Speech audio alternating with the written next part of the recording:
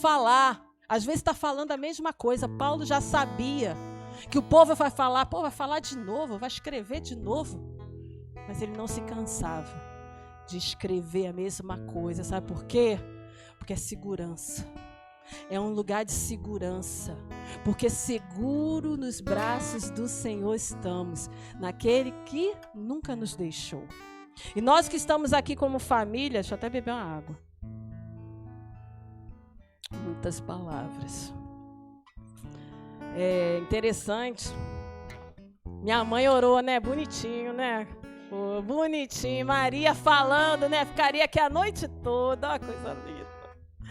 E essa dinâmica do culto, essa dinâmica de nós ouvirmos uns aos outros, constrói em nós o quê? O amor de Deus.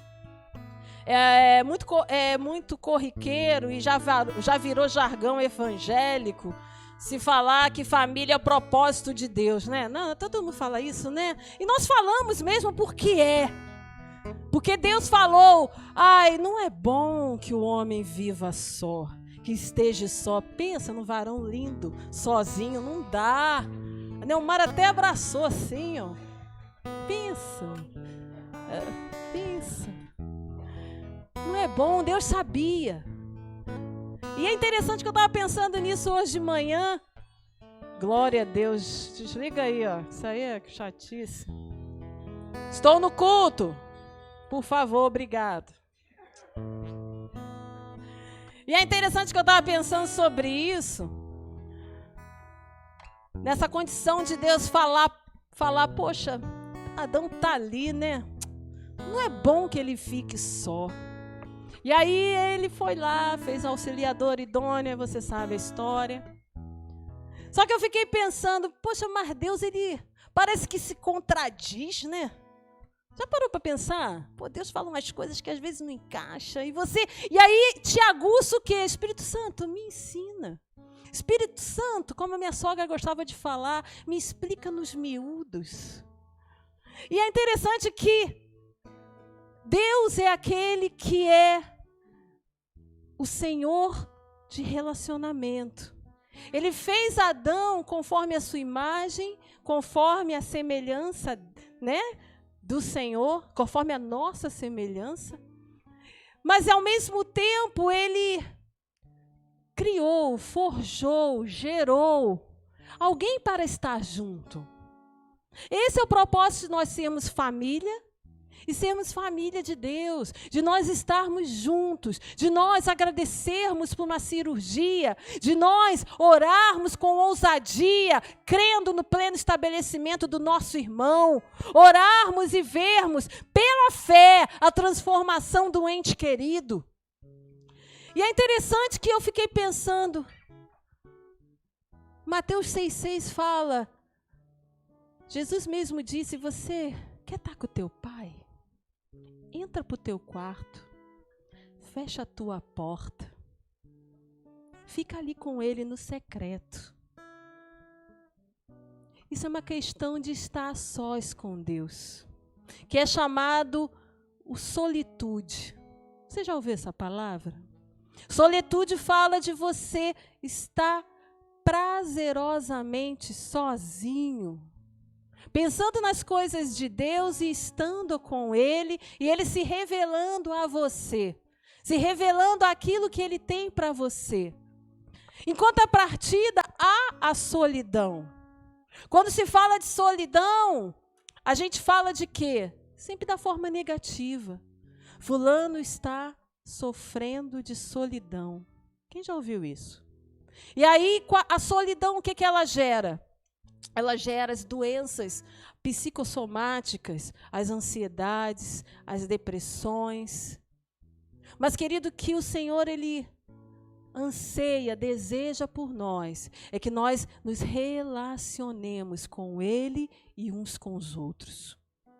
De termos um momento de solitude, você e o Senhor, e contrapartida, você anulando a solidão, anulando aquilo que joga você para baixo, anulando aquela sensação de que você está sozinho e que você não pode contar com ninguém para resolver algo. Quem já se sentiu assim? Quem já se sentiu numa situação onde, cara, eu não sei o que fazer? A solidão, ela tenta te envolver. Só eu que senti isso? Claro que não. Mas aí, quando você e eu saímos desse lugar e decidimos ir para um lugar em Deus, eu e você, apesar de estarmos sozinhos, nós não estamos só. Há uma palavra para mim e para você. Há uma realidade para mim e para você, como família. Vou dar uns gritinhos, porque eu sei que a galera está assim. E é interessante que a respeito de família, eu estava orando, e eu vou pedir para você abrir em Êxodo. E eu não botei aqui o capítulo, deixa eu abrir na minha vida. Anotei e não botei. Deixa eu ver. Êxodo, peraí. Capítulo 1, versículo 15. Êxodo, Velho Testamento. Eu estava orando hoje de manhã, me veio essa palavra. O texto fala sobre a origem, como nasceu Moisés. É de conhecimento quase de todos que esse acontecimento foi logo, bem depois de José ter morrido. Os egípcios não lembravam mais de José, dos seus feitos, daquilo que ele tinha feito. E começou a ficar com medo do povo de Deus. Com medo deles tomarem a frente. O Egito sente medo do povo de Deus até hoje. Você já parou para pensar nisso? Por isso, a importância de nós nos fortalecermos no Senhor e na força do seu poder. Nós olhamos aí fora, o Egito representa o mundo. E o que o mundo faz hoje em dia, irmãos? Tudo para querer o quê? Te aprisionar. Tudo para querer o quê? Te limitar. Tudo para querer o quê? Ditar o teu modo de ser e de viver. Sim ou não? E Moisés nasceu nessa confusão toda aí. Parece com hoje, né?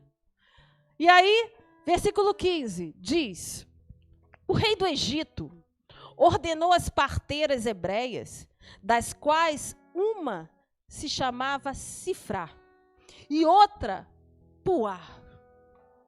Vou falar de novo. O rei do Egito ordenou as parteiras hebreias, das quais uma se chamava Sifrá e outra Puá. E é interessante que o nome dessas mulheres significa Sifrá, esplendor. Repete comigo, esplendor. E a outra se chamava Puá, que significa, em hebraico, esplêndido. Só que aí o que aconteceu? Continua comigo, você vai entender. E ele disse assim, dizendo: quando servirdes de parteiras hebreias, examinai, observa. Se for filho, matai-o. Mas se for filha, que viva. 17. As parteiras, porém, temeram a Deus e não fizeram como lhes ordenara o rei do Egito, antes deixaram viver os meninos. 18. Então o rei do Egito chamou as parteiras e lhes disse: por que fizeste isso e deixaste viver os meninos? Responderam as parteiras a Faraó: é que as mulheres hebreias não são como as egípcias. Querido, as mulheres de Deus não são como é no mundo. São vigorosas. E antes que lhes chegue a parteira, já deram à luz os seus filhos. Querido, o esplendor estava para gerar o esplêndido. Essas mulheres que estavam ali, que eram as facilitadoras para vir uma vida com propósitos, elas sabiam que o esplendor ia liberar o esplêndido. O Espírito Santo falou isso nessa manhã comigo. O propósito na família é que o esplendor se alinhe ao esplêndido. O esplendor do Senhor contempla o esplêndido que é você, que é a tua casa, que é o propósito a qual cada família está estabelecida na terra. Porque, queridos, o mundo está aí para querer dizer que a família tem que ser de outro jeito, que a família tem que ser assado, que a família tem que ser assim. Mas nós não somos daqueles que nos aformamos ao mundo e nem nas coisas que ele há. Nós entramos na forma do esplêndido. O esplendor forja o esplêndido. E assim, versículo 20. E Deus fez bem as parteiras. Por quê? As facilitadoras de propósito, elas têm uma herança. Elas sabiam o que estavam fazendo. Porque Deus fez bem as parteiras. E o que aconteceu? O povo aumentou. O povo aumentou e se tornou muito forte. Eu posso ouvir um amém? Eu estou animadona. O que eu quero dizer contigo, irmão, sobre isso? Eu e você fomos chamados para ser a parteira de Jesus nessa geração. De liberar o esplendor que vai manifestar o esplêndido na vida dessa geração. Porque nós tememos ao Senhor, nós não tememos o mundo, nós não tememos as afrontas, nós não tememos as más notícias, nós nos firmamos naquilo que Deus diz. E aí o que aconteceu? Versículo 21. E porque as parteiras temeram a Deus, olha o que aconteceu. Ele lhes constituiu família, aleluia! Essa é a nossa condição, essa é a tua posição. Eu e você sermos agentes de transformação, agentes que vão estar ali cooperando para o propósito nascer. Mas, querido, o diabo não brinca de ser diabo. O diabo está aí andando ao derredor, rugindo como o leão, mas ele não é. E procura quem possa tragar.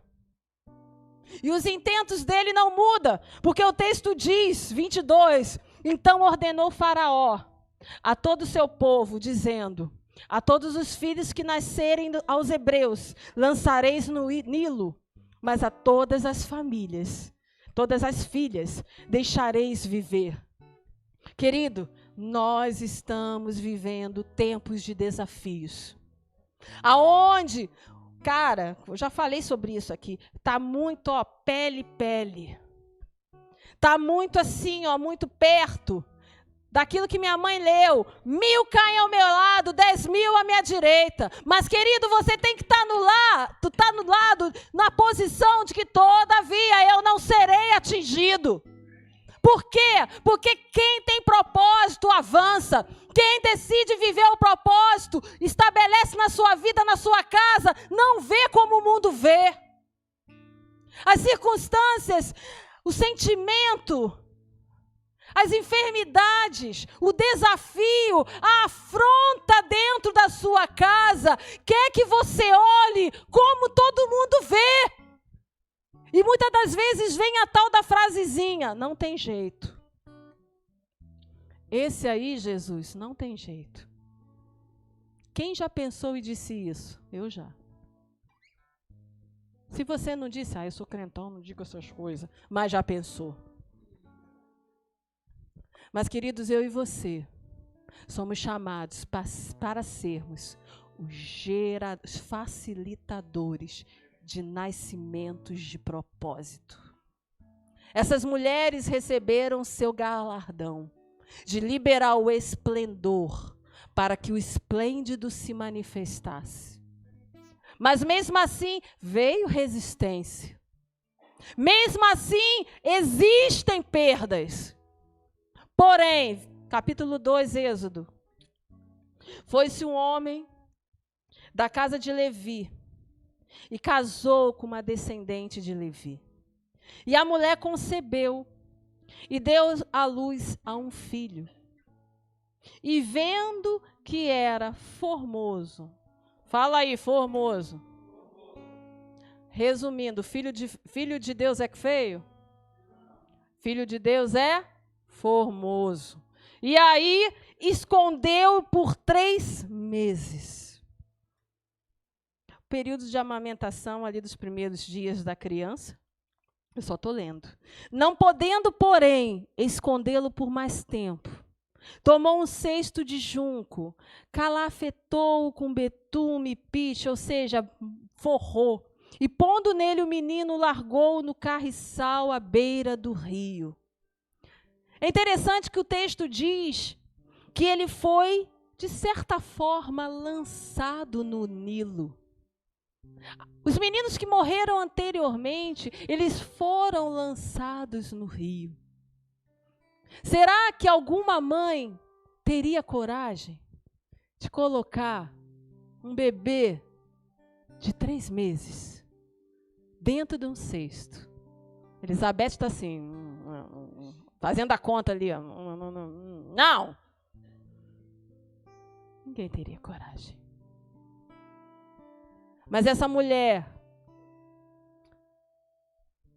que representa a mim e a você, que gerou aquele filho formoso. O texto não diz que a parteira estava junto, mas o texto diz que as parteiras temiam a Deus e o menino sobreviveu. Ele foi lançado num rio onde as feras estavam. Muitas das vezes nossos filhos, eles precisam ir a lugares aonde existem feras, sim ou não? Rebeca está esperando o neném. Ai, pastora, para. Mas, queridos, eu e você que somos pais e mães, eu e você que somos filhos e filhas, eu e você que somos avós e avós, vemos muitas das vezes aquele filho que você, aos seus olhos, com aquela fragilidade, Senhor, será que é para botar dentro do cesto? Ai, eu não estou afim não, deixa ficar aqui. Mas, querido, o Senhor fala para mim e para você, para cumprir o propósito, é preciso ir.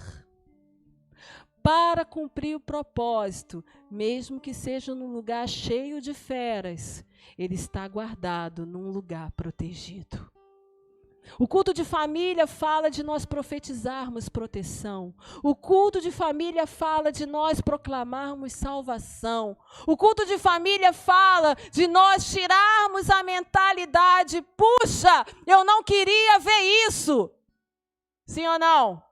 Puxa, eu não queria sentir isso em relação à minha família. Eu não queria estar vendo isso que eu estou vendo. Eu não queria estar sentindo isso que eu estou sentindo. Mas, queridos, eu e você estamos aqui nesse lugar porque decidimos não mais enxergar como o mundo vê, como os olhos naturais falam, mas decidimos olhar como Deus vê. E quando eu e você olhamos como Deus vê, nós colocamos o bem mais precioso que nós temos num cesto para ir. O texto continua dizendo que a irmã dele foi seguindo. E é interessante que, eu vou parafrasear, que senão eu vou ler tudo aqui. É interessante que quando Moisés chegou, ele foi pego pela filha da filha de Faraó, é isso? Parará, parará, parará. Pela filha de Faraó, filha da filha eu já estou aumentando. Filha do Faraó. E ela falou, ela viu que o menino, ele já era grande. E aí o menino, ele ficou ali com aquela mulher e tal, parará, parará. E a irmã dele virou e falou assim, poxa, eu tenho com quem deixar essa criança. Queridos, por mais que o mundo coloque as facilidades, o Egito coloque a facilidade, porque todo dia eu e você vamos para o Egito, sim ou não? Eu e você todo dia vamos aí fora trabalhar, estudar, nos relacionar, conquistar, salvar.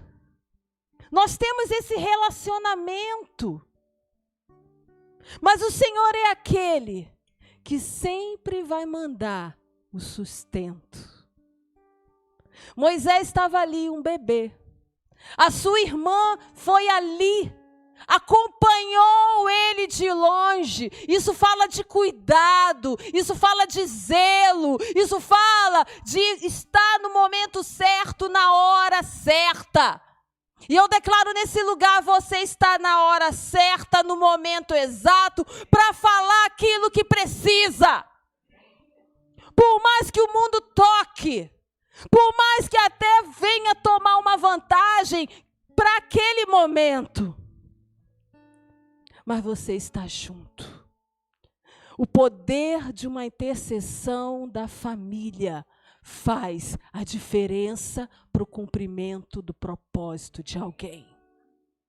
Então, queridos, comece a olhar como Deus enxerga. Comece a olhar como Deus vê. E como é que Deus vê? Ele sempre vê por sua palavra. Está desviado, é salvo. Está esquisito, está são. E não está do jeito certo, vai estar. Por quê? Isso é doideira? É loucura para o mundo. A sabedoria de Deus. E engraçado que aquela criança, quando chegou o tempo, ela cresceu. Mas ela sabia a sua origem. Moisés sabia da onde ele era. Eu e você precisamos proclamar sobre a nossa casa. Eles sabem da onde são, qual é a origem. E queridos, no devido tempo, o propósito manifesta. E passou um tempo, Moisés cresceu na cultura do Egito, você sabe. E ele viu ali um egípcio maltratando um dos seus irmãos. Ele foi lá, matou o egípcio. Foi defender os seus. Não saia por aí matando os irmãos, principalmente com a língua. E aí o que acontece? Veio alguém e falou assim, ele foi chamar a atenção do hebreu, falou, pô, cara, que bobeira isso daí. E quem é você para falar de mim? Você fez pior. Quem já ouviu isso? Então, querido, é tempo da gente se situar. Porque às vezes a gente faz pior que o outro, sim ou não? Então isso nos alinha. E quando Moisés se sentiu amedrontado, temeroso, porque Faraó disse que ia matar ele, ele correu, para o deserto. Estou parafraseando o texto. No deserto ele ficou. Conheceu Zípora, caiu na graça de seu sogro, que era sacerdote e tinha rebanho. Ele tinha conhecimento do Egito. Ele tinha conhecimento do mundo. Ele tinha mestrado, porque ele era tratado nos palácios. Será que hoje, se eu e você estivéssemos nos palácios de Brasília, como diz o outro, nós estaríamos mais acomodados no deserto? Moisés estava tranquilo, queridos. Ele nem precisava, se interessava em voltar para o Egito. Um, porque ele tinha medo. Dois, porque ele estava ali com uma nova família. Mas o esplendor é o facilitador do esplêndido, amém? O esplendor é o facilitador para gerar o esplêndido, para gerar o propósito. Só que aí aconteceu algo. Capítulo 3, versículo 1. Apacentava Moisés o rebanho de Jetro, seu sogro, sacerdote de Midian. E levando o rebanho para o lado ocidental do deserto, chegou ao monte de a Horebe. E lhe apareceu o anjo do Senhor numa chama de fogo, no meio de uma sarça. E Moisés, ele olhou, e eis que a sarça ardia no fogo, e a sarça não se consumia. E ele olhou e falou: Jesus, o que é isso? Tem um negócio ali acontecendo, está 3D, aqui no meio do deserto. Eu estou no monte de Deus, eu estou aqui na minha. Eu sou formado no Egito, eu tenho pós-graduação, eu tenho mestrado, eu estou até no deserto, mas eu estou bem. Eu estou com a minha família. Mas o Senhor é aquele que ouve a oração de um e chama o outro para interceder.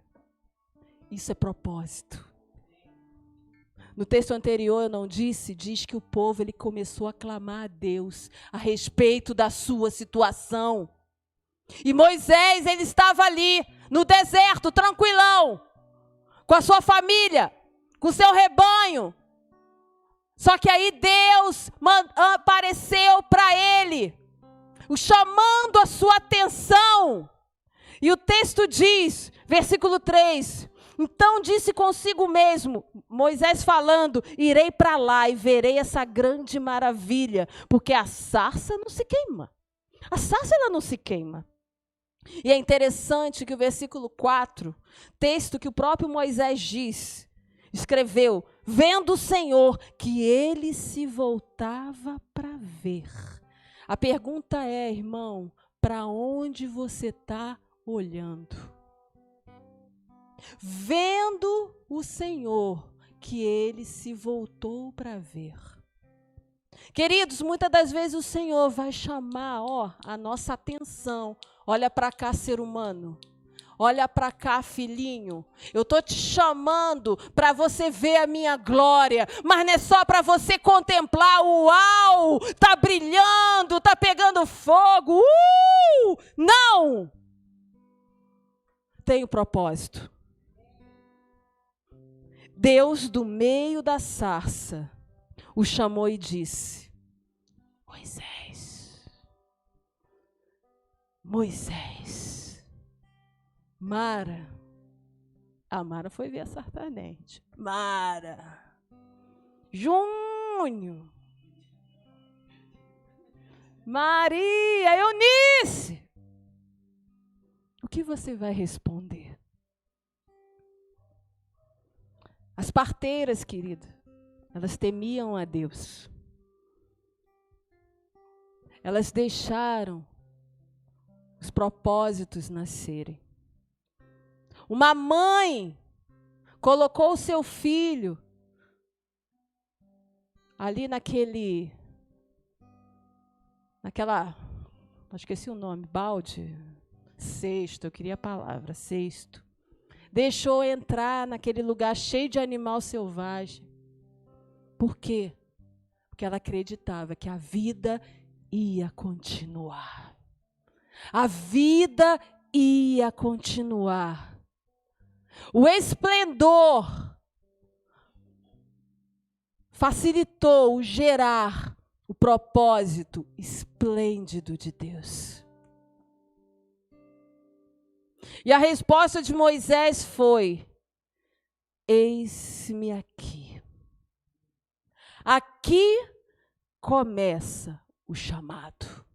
Aqui começa o chamado. Queridos, que nessa noite nós podemos profetizar sobre a nossa casa.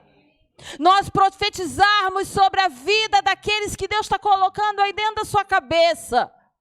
Eles responderem: eis-me aqui, porque o Senhor se manifestará a ele de forma maravilhosa. Eu não sei como vai ser, você também não precisa saber, mas a resposta que eu e você vamos ouvir da voz deles é: eis-me aqui, eis-me aqui. É isso que nós temos que profetizar sobre a nossa vida. É isso que nós temos que profetizar sobre a vida dos nossos. Eles declararem com a sua boca: eis-me aqui, Senhor. Rinene. Eis-me aqui. Eis-me aqui. Então, queridos, quarta-feira, culto da família. É eu e você estarmos aqui anelados com o Senhor. Sermos as parteiras do Espírito Santo. De sermos os facilitadores dos nascimentos de propósito. De sermos as mães que protegem seus filhos nos cestos, mesmo que desça rio abaixo.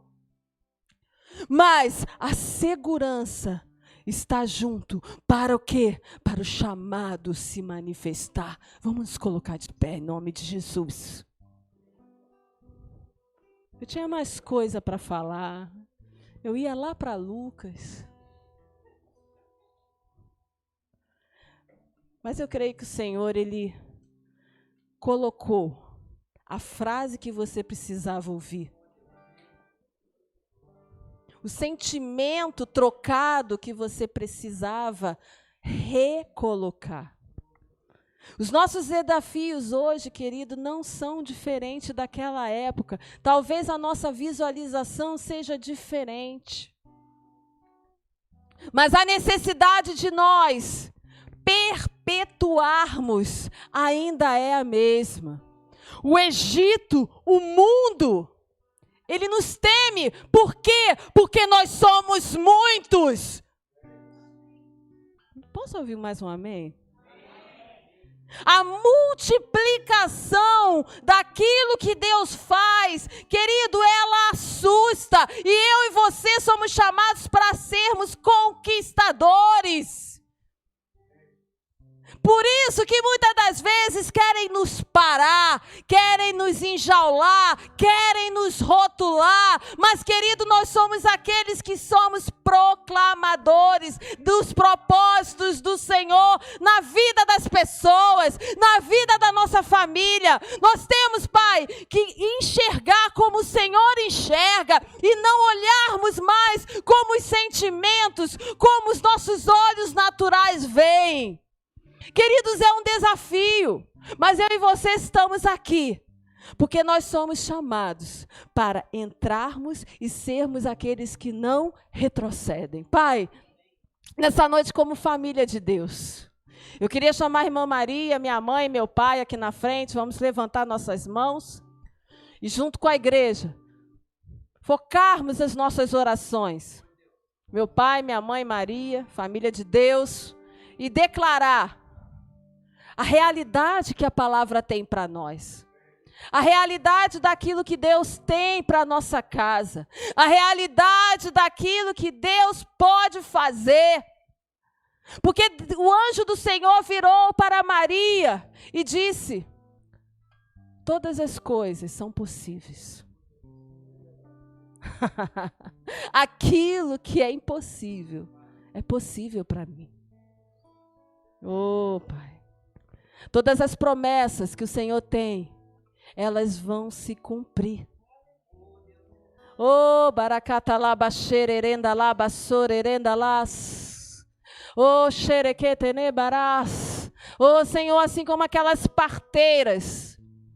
Oh, Senhor, se crai pro ar. O esplendor e o esplêndido caminham juntos. O esplendor e o esplêndido caminham na direção do cumprimento do propósito. Assim, Pai, como foi com Moisés, é conosco. Assim como foi com Jesus, é conosco. Assim, Pai, como foi com os discípulos, é conosco.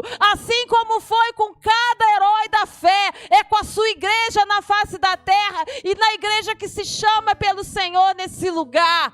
Por isso, Pai, nós profetizamos propósitos resgatados, ou o olhar de Cristo sendo substituído no nosso olhar, para que nós possamos ver como o Senhor vê.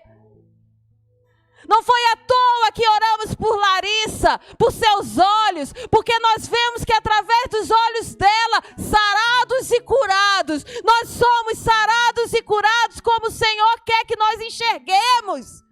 Por isso, Pai, te agradecemos, te louvamos, profetizamos sobre cada família desse lugar, sobre cada ente querido que está sendo colocado em cada pensamento, em nome de Jesus, sobre cada família dessa rua. Oh, Pai, que o toque do Senhor, que a maravilha do Senhor, que eles possam, Pai, estar olhando, focando o olhar, talvez a sarça ardente maravilhosa, aquilo que vai chamar atenção, aquilo que vai ser feito nesse lugar para abençoar a comunidade, e eles vão ver, deixa eu olhar ali e ver se é maravilhoso, deixa eu olhar ali e ver se é bom, mas o Senhor é aquele que só espera a oportunidade de ver.